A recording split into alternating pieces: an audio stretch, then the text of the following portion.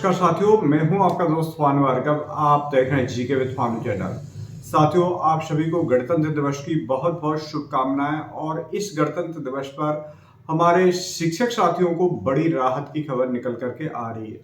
साथियों, जहां supreme court में मैटर चल रहा है टीईटी परीक्षा से संबंधित और उसी में शिक्षकों की जानकारी मंगाई है, तो साथियों कौन कौन से शिक्षकों को इसमें राहत मिल सकती है, वहीं जो जानकारी मंगाई गई है वह अब एक निश्चित समय सीमा निर्धारित की गई है कि ये शिक्षक इतनी तारीख तक नियुक्त शिक्षकों को टीईटी परीक्षा से मिल सकती है राहत। तो साथियों, इस वीडियो में हम जानेंगे। वीडियो को आप लास्ट से जरूर देखिएगा, लाइक और शेयर जरूर कीजिएगा।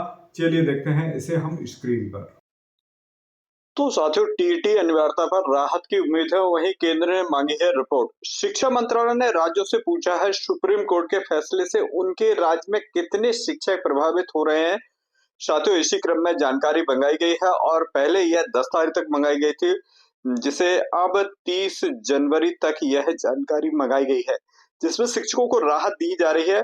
वहीं साथियों, देखा जाए तो देश के करीब 12 लाख शिक्षकों को लिए राहत की उम्मीद है। केंद्र सरकार ने सभी राज्यों से अनिवार्य शिक्षक पात्रता परीक्षा टीईटी मामले में पहली से 8वीं कक्षा में वर्ष 2011 से पहले नियुक्त शिक्षकों की रिपोर्ट मांगी है।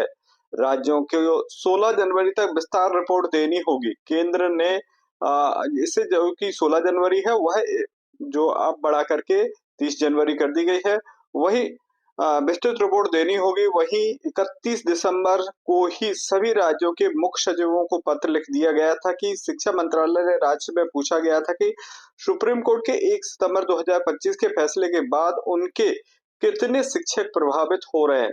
पहली से 5वीं और 6वीं से 8वीं कक्षा में शिक्षक में उनके शिक्षकों की योग्यता, ट्रेनिंग 21 से 25 आयु वर्ग एवं 26 से 30 आयु वर्ग, वहीं 31 से 35 वर्ग, 36 से 40 वर्ष आयु, वहीं 41 से 45 और 46 से 50 आयु वर्ग में, वहीं 51 से 55, 56 से 60 और 60 वर्ष तक अधिक वर्ग के शिक्षकों की जानकारी मंगाई गई है। तो साथियों, जो जानकारी मंगाई गई है वो अलग अलग एज के हिसाब से मंगाई गई है और 5-5 वर्ष का यह क्राइटेरिया भी रखा गया है। और जो जानकारी मंगाई गई है वह 2011 से पहले नियुक्त शिक्षकों के लिए है। साथियों, यहाँ पर हम देखते हैं यह ब्यौरा मंगाया कि कितने शिक्षकों में एनसीटीई के वर्ष 2011 की अधिसूचना से पहले नियुक्ति मिली है, वहीं कितने शिक्षकों को वर्ष 2011 के बाद नियुक्त किया गया है, वहीं 2011 के पहले सीटेट टीईटी पास शिक्षकों की संख्या, टीईटी या सीटेट पास कुल शिक्षक कितने शिक्षक टीईटी से बाहर होते हैं यदि वह पास नहीं है, तो ये ब्यौरा मंगाया गया है।